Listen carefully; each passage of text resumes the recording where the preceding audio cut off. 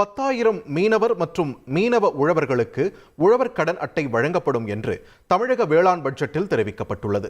5,000 சிறிய அளவிலான பால் பண்ணைகள் அமைக்க 4% வட்டி மானியம் வழங்கப்படும்.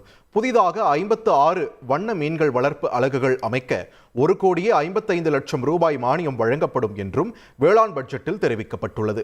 10,000 மீனவர் மற்றும் மீனவ உழவர்களுக்கு உழவர் கடன் அட்டை வழங்கப்படும். 80 இயற்கை மேலாண்மை பணிகளுக்கு 2,000 கோடி ரூபாய் ஒதுக்கப்படும். மகளிர் சுய உதவிக் குழுக்களுக்கு 100 பயறு விதை உற்பத்தி தொகுப்புகளுக்கு 2 கோடி ரூபாய் ஒதுக்கப்பட்டுள்ளது. மகளிர் சுய உதவிக் குழுக்களுக்கு 30 நிலக்கடலை உற்பத்தி தொகுப்புகள் அமைக்க 4,50 லட்சம் ரூபாய் ஒதுக்கப்பட்டுள்ளதாக வேளாண் பட்ஜெட்டில் தெரிவிக்கப்பட்டுள்ளது.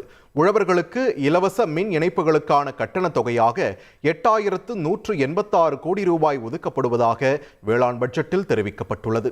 ஊரக பகுதியில் உள்ள ஏழை மகளிருக்கு நாட்டுக்கோழி பண்ணைகள் அமைக்க வேளாண் பட்ஜெட்டில் நிதி ஒதுக்கப்பட்டுள்ளது. வேளாண்மையில் புதிய கண்டுபிடிப்புகளுக்காக டாக்டர் MS சுவாமிநாதன் ஆராய்ச்சி நிதிக்கு 1 கோடி ரூபாய் ஒதுக்கப்படுவதாக தமிழக வேளாண் பட்ஜெட்டில் தெரிவிக்கப்பட்டுள்ளது. பயிர்க்கடன் வட்டி மானியத்திற்கு 853 கோடி ரூபாய் ஒதுக்கப்படுவதாகவும் வேளாண் பட்ஜெட்டில் தெரிவிக்கப்பட்டுள்ளது.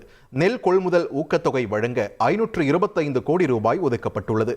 டெல்டா மாவட்டங்களில் 22 நெல் சேமிப்பு வளாகங்கள், காஞ்சிபுரம், திருவண்ணாமலை, விழுப்புரம், செங்கல்பட்டு மாவட்டங்களில் 6 நெல் சேமிப்பு வளாகங்கள் உள்ளிட்டவற்றிற்கு 480 கோடி ரூபாய் ஒதுக்கப்பட்டுள்ளது.